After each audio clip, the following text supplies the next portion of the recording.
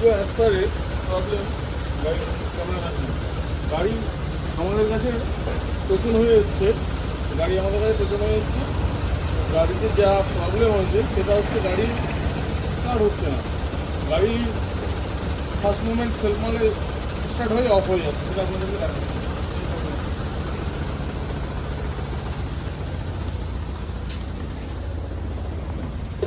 গাড়ির ভিতরে জল ঢুকে রয়েছে, মানে বৃষ্টির জল ঢুকেছে। গাড়ির চেষ্টা করেছিল রাস্তায় স্টার্ট করা, স্টার্ট হয়নি। তো আমরা আগে চাবি সুইচ অন করে নিলাম। দেখুন এই প্রবলেম হচ্ছে, দেখুন চাবি সুইচ অফ করছি, ইঞ্জিনের কাছে ক্যামেরা নিয়ে যায়, তেল পাচ্ছি।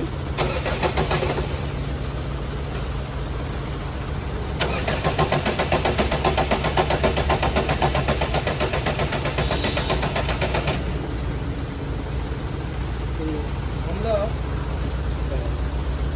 দেখতেই পারলেন গাড়িটা কি প্রবলেম হচ্ছে, গাড়ি স্টার্ট হচ্ছে না। আমরা গাড়িতে ফল্ট কোড চেক করবো আগে, স্ক্যানার লাগিয়ে ফল্ট কোড চেক করে গাড়িতে যে যে প্রবলেমগুলো হচ্ছে সেগুলো আমরা আপনাদেরকে দেখাবো। দেখুন আমরা ভিন নাম্বার রিড করছে, তো ভিন নাম্বার দেখুন রিড হয়ে গেছে। ইউএসএ ফোর্ড আছে, 2016 মডেল।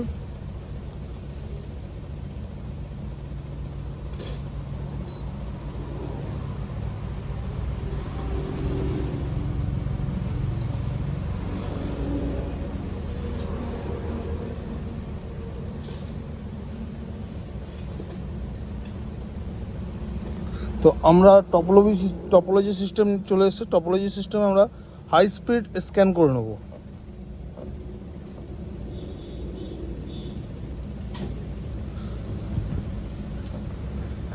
দেখুন প্রবলেম পিসিএম এ আছে, পিসিএম এ ফল্ট কোড দেখুন, ইজিআর এ ফল্ট কোড আছে।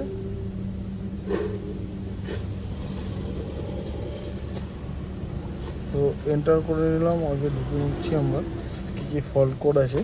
ফল্ট কোডগুলোকে আমরা চেক করব। Read the fault code.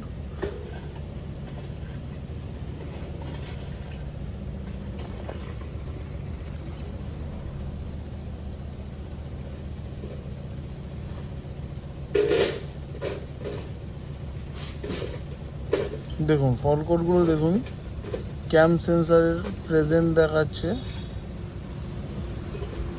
ইজিআর, turbo boost pressure, starter motor, cam sensor, ECM, PCM, power relay problem fault. তো আমরা ফার্স্ট বাইরে বেরিয়ে যাব,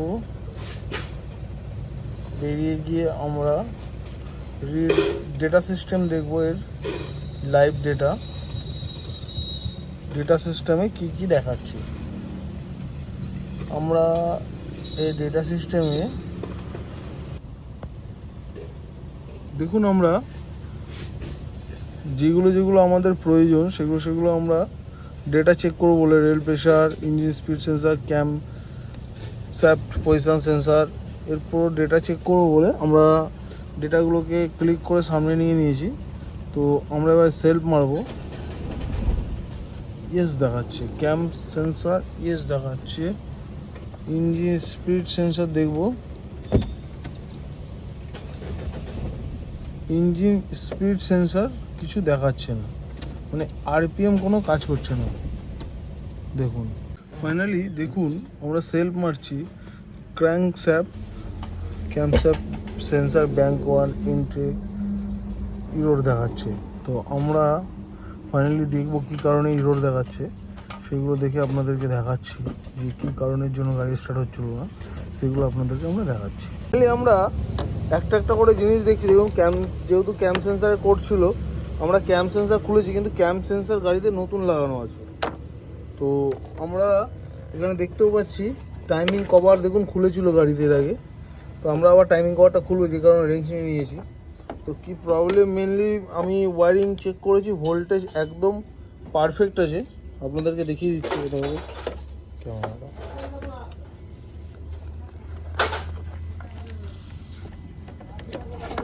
ভোল্টেজ দেখুন,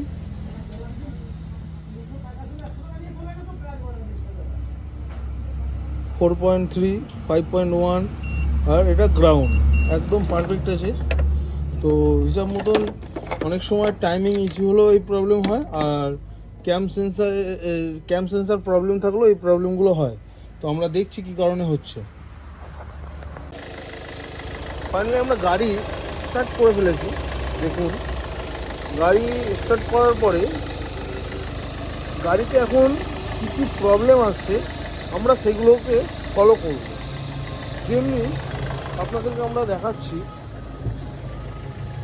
গাড়ির দেখুন স্ক্যানের রিপোর্ট, ইজিআরের কোড আছে, টার্বো বুস্টারের কোড আছে,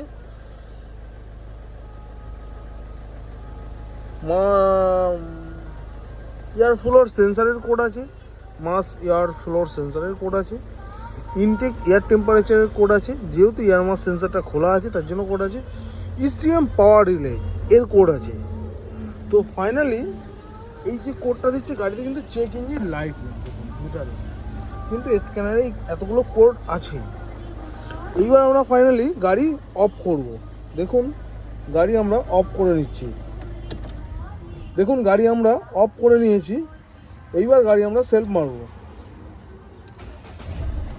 গাড়ি স্টার্ট হয়েছে। এইবার গাড়িতে চেক ইঞ্জিন লাইট এসেছে, দেখুন। ওকে, গাড়িতে চেক ইঞ্জিন লাইট এসছে, কিন্তু গাড়ি স্টার্ট হয়েছে। আমরা কাস্টমারের যেটা প্রবলেম সেটা হচ্ছে গাড়িতে একটু গরম হয়ে যাওয়ার পরেই গাড়ি স্টার্ট হচ্ছিল না। তো আমরা সেই প্রবলেমটা দেখব যে কী কারণের জন্য গাড়ি গরম হয়ে যাওয়ার পরে স্টার্ট হচ্ছিল না, সেই প্রবলেমটাই আমরা ফলো করব। দেখুন গাড়িতে আমরা এই ভ্যাকুম মডুলেটরটা নতুন নিয়েছি। এই ভ্যাকুম মডুলেটরও চেঞ্জ করব, সঙ্গে এই ভ্যাকুম বুস্টারটা এটাও আমরা চেঞ্জ করব।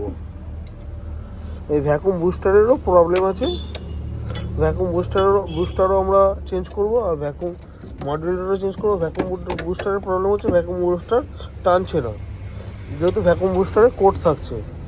আমরা ভ্যাকুম মডুলেটর লাগিয়ে ভ্যাকুম মডুলেটর টানছে, ডাইরেক্ট আমরা এই লাইন অফ করে দিল। আগে তো এটা লাইন অফ করে দিলেও টানছিল না, এখন টানছে, কিন্তু সঙ্গে এই ভ্যাকুম বুস্টারও খারাপ আছে।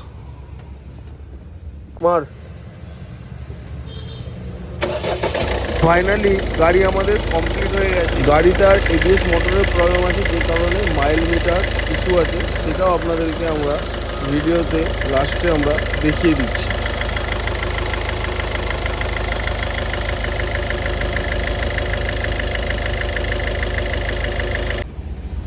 দেখুন গাড়িতে আমরা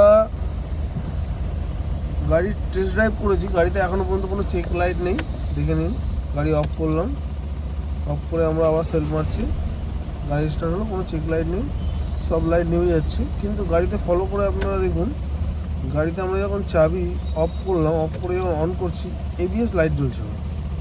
এবার আপনাদেরকে আমরা একটা জিনিস দেখে দিই, সব লাইট দেখুন ওয়ার্কিং করছে। মিটার যে উঠছে না কী কারণে, সেটা আপনাদেরকে আমরা একটু ফলো করিয়ে দিই।